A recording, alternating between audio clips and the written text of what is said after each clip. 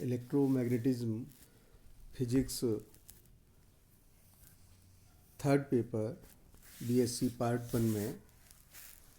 पिछले 2-3 व्याख्यानों से हम पॉइजन और लाप्लास इक्वेशंस कर रहे हैं और हमने इस की जो एप्लीकेशंस हैं उनको सॉल्व किया है।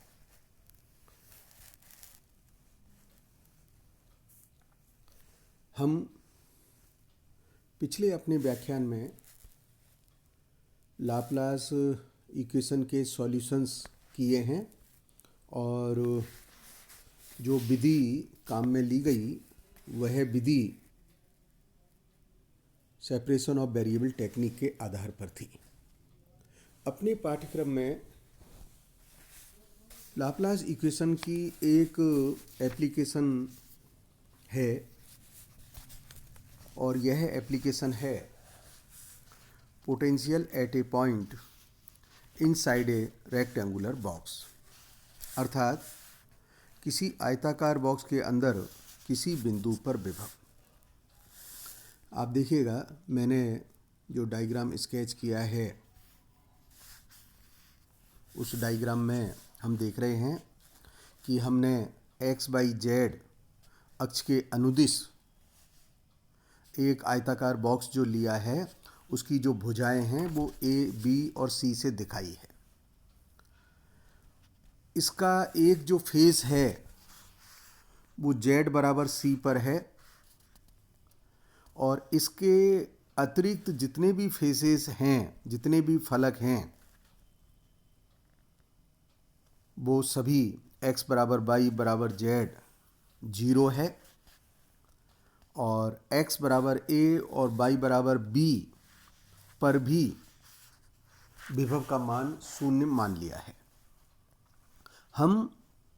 z बराबर c पर जो फेस है, जो फलक है, उस पर मान रहे हैं कि जो विभव है वह मैंने चित्र में phi that is potential is a function of x y z के द्वारा दर्शाया है। हमारी ऑब्जेक्ट क्या है कि हम इस बॉक्स के अंदर कोई पोटेंशियल का मान ज्ञात करना चाहते हैं। ओके, खास बात क्या है,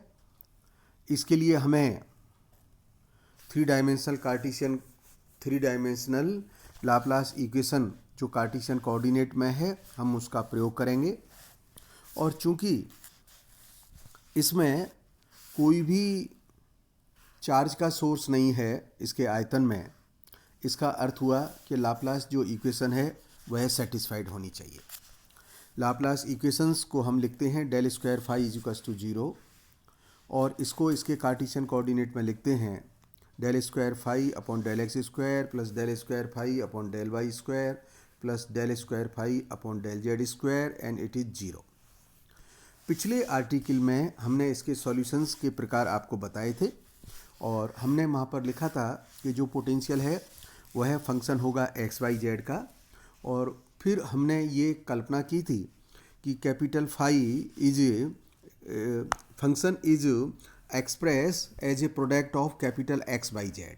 capital X is a function of small x, capital Y is a function of small y,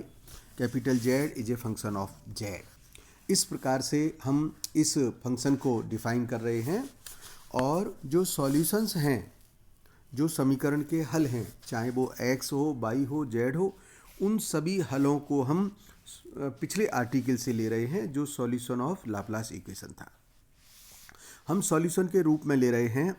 capital x is equals to c1 sine alpha x plus c1 dash cos of alpha x, capital y is equals to c2 sine beta y plus c2 dash cos beta x, it is beta y, and z is equals to c3 sine of hyperbolic function square root of alpha square plus beta square within bracket z plus c3 dash cos of hyperbolic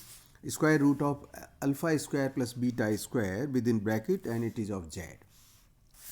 इस प्रकार से हम जो solution of Laplace equations है capital x y z के solutions use करते हैं। Capital phi हमने डिफाइन किया हुआ है और अब हम इस को ज्ञात करने के लिए जो हमारी बाउंड्री कंडीशंस है उनका प्रयोग कर रहे हैं। आप देखिएगा, मैंने जैसे अभी डायग्राम में मार्क किया था कि जो x बराबर 0, बाई और z समान है और इन सभी फेस पर जो पोटेंशियल है उसका मान 0 है। दूसरी जो बाउंड्री कंडीशन की सेट है हमारी वह है x बराबर a और y बराबर b पर भी पोटेंशियल का मान 0 है, that is phi is equals to 0। जबकि डायग्राम में जैसा दिखा गया है z बराबर c पर जो फेस है उस पर पोटेंशियल का मान phi is equals to b of x y z है। इस प्रकार से हम देख रहे हैं कि बाउंड्री कंडीशन के दो सेट मिल जाते हैं। पहला सेट इस प्रकार से, दूसरा सेट को मैंने मार्क कर करके लिख दिया है। अब हम पहले सेट की जो बाउंड्री कंडीशंस है उसका प्रयोग करते हैं कि x बराबर 0, y और z भी सब बराबर होंगे और उस केस में जो पोटेंशियल का मान आएगा 0 आएगा। तो हमने x बराबर 0 लिखा, फाई बराबर 0 किया और उसको करने से जो हमें इक्वेशन मिल रही है वह है capital x is equals to 0, that this implies that 0 is equals to 0 plus c1 dash. It means c1 dash is equals to 0। Now using the second condition, that is y is equals to 0, y is equals to 0 and potential is 0। तो इस condition से हमको result मिल रहा है c2 dash is 0। In similar way जब हम z की कंडीशन को यूज कर रहे हैं, z बराबर 0 तो फाई बराबर 0 है, तो उस केस में हमें c3 डैश भी 0 मिल रहा है। इसका अर्थ हुआ कि जो हमने सॉल्यूशंस लिए थे उसमें सॉल्यूशंस में अब जो कैपिटल x का मान रह गया है वो है c1 sign of alpha x रह गया, capital y is equals to c2 sine of beta y रह गई और capital z is equals to c3 sine of hyperbolic square root of alpha square plus beta square with in bracket of z रह गया। तो इस प्रकार से जो फाई मिलेगा, पोटेंशियल का जो फंक्शन हमें मिल रहा है उसका मान हो गया c sine alpha x sine beta y sine of hyperbolic square root of alpha square plus beta square with in bracket of z. Now to determine the value of alpha and beta we shall use the second boundary conditions and second boundary condition का जो set है वह किस प्रकार से है कि x बराबर a पर भी फाई का मान 0 है, y बराबर b पर भी फाई का मान 0 है और इसमें जो तीसरी कंडीशन है वह है z is equals to c, तो फाई का मान उस केस में b x बाई जेड होगा। तो हम पहली बाउंड्री कंडीशन यूज करते हैं कि x बराबर a है, x बराबर a होने पर फाई का मान 0 है, इसलिए जब मैंने x बराबर 0 लिखा तो मुझे रिजल्ट मिल रहा है sine alpha a is equals to 0। क्योंकि c का मान कांस्टेंट है, 0 के बराबर नहीं है, इसलिए sine alpha a is equals to 0। और हम जानते हैं कि अगर ऐसी कंडीशंस है तो अल्फ़ा a का मान n पाई के बराबर होगा और उससे फिर हमें अल्फ़ा का मान निकल के आ जाता है। अल्फ़ा का मान हमें सिंप्लीफाइड प्राप्त होता है n पाई बाई a। उसी प्रकार से जो सेकंड सेट की सेकंड बाउंड्री कंडीशन है उसका प्रयोग करते हैं और इस को यूज़ करने पर हमें रिजल्ट प्राप्त होता है y is equals to b है तो फाई का मान 0 होगा और फिर हमें रिजल्ट प्राप्त होगा beta is equals to m pi upon b। तो इस प्रकार से हमें अल्फ़ा और बीटा की जो मान हैं वो प्राप्त हो गए हैं। अब इन मानों को हम जो पोटेंशियल का एक्सप्रेशन है उसमें रख सकते हैं। देखिएगा मैंने किस प्रकार से इसको रखा है। Phi is equals to c1 c2 c3 जो तीनों अलग अलग कांस्टेंट आ रहे थे, मैंने उनको कहा ये इनका जो प्रोडक्ट है वह भी एक कांस्टेंट के तुल्य है और साथ में जो टर्म आ रही है वह है sine of n pi by a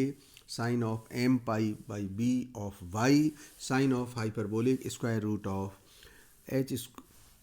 alpha square plus beta square के जो मान हैं वो हमने सब्स्टिट्यूट कर दिए हैं n square by a square plus m square by b square of pi Z. और इस प्रकार से हमें विभव का समीकरण प्राप्त हो गया है। अब हम जो सेकंड सेट है हमारा बाउंड्री कंडीशंस का उसमें जो तीसरी और अंतिम बाउंड्री कंडीशन है उसका प्रयोग करते हैं और उसके अनुसार z is equals to c तो फाई का मान b के बराबर होगा, इसलिए z के स्थान पर c रखते हैं जेड के स्थान पर सी लिखते हैं और इस प्रकार से हमको जो पोटेंशियल का एक्सप्रेशन प्राप्त होगा वह होगा B is equals to C sine of n pi by a x sine of m pi by b of y sine of hyperbolic square root of n square by a square plus m square by b square pi z. अब इसको हम solve करना चाहते हैं। इसको solve करने के लिए हमको ख़ास तौर से इसके सॉल्यूशंस निकालने के लिए, सी का मान निकालने के लिए हम डबल फोरियर सीरीज़ प्रयोग में लेते हैं। और डबल फोरियर सीरीज़ को प्रयोग करने के लिए जो लेफ़्ट हैंड साइड है उसमें हम मल्टीप्लाई करते हैं sine of n pi by a x sine of m pi by b sine of m pi by b of y और मल्टीप्लाई करके फिर हम इंटीग्रल लेते हैं और उसको सॉल्व करते हैं। तो लेफ़्ट हैंड साइड पर जो हमें इंटीग्रल प्राप्त होता है वह इंटीग्रल प्राप्त होता है 0 to a 0 to b sine of n pi by a sine of m pi by b of y dx dy and right hand side becomes c 0 to a sin square n pi by a x dx. Second 0 to b sin square m pi upon b by cos sin of hyperbolic square root of n square by a square plus m square by b square pi z. अब left hand side के जो integral हैं इनका मान exist करता है integer की odd values पर और इसके जो मान हमें प्राप्त होते हैं वह मान 2a अपॉन n पाई और 2a अपॉन m पाई प्राप्त होते हैं। इसके सॉल्यूशंस हम डिटेल में नहीं दे रहे हैं और मैं आपसे अपेक्षा करता हूं कि इस रिजल्ट को हम याद रखें, क्योंकि फोरियर सीरीज़ के जो मेथड्स हैं सॉल्यूशंस के वो अपने पाठ्यक्रम में नहीं हैं और हमें उनका प्रयोग करना पड़ रहा है। और राइट हैंड साइड में जो इंटीग्रल बन रहे हैं उसका जो मान प्राप्त होता है वो मैंने लिखा है a/2 है b/2 है। लेफ्ट साइड में राइट साइड में जो इंटीग्रल के मान प्राप्त हुए हैं उन मानों को इस समीकरण में सब्स्टिट्यूट करते हैं। तो सब्स्टिट्यूट करने पर हमें ये समीकरण प्राप्त होती है b0 2a upon n pi 2b upon m pi is equals to c ab by 4 sine of hyperbolic square root of n square by a square plus m square by b square of pi c। और इसका प्रयोग करके अब हम c का मान निकाल सकते हैं। c का मान इस प्रकार से हमको प्राप्त हो गया है। c का मान प्राप्त हुआ है 16b0 by n m pi square sine of hyperbolic square root of n square by a square plus m square by b square of pi c। इस c का जो मान प्राप्त हुआ है इस c के मान को जो पहले विभव की समीकरण निकाली गई है उस विभव की समीकरण में हम रख सकते हैं और रखने पर इस प्रकार से हमें जो potential at A point inside a rectangular box किसी आयताकार कोष्ठ में जो कोई बिंदु है उस पर विभव का समीकरण प्राप्त हो जाएगा। तो ये जो एप्लीकेशंस हमने की है ये प्योरली लाप्लास इक्वेशन की मदद से की है। धन्यवाद।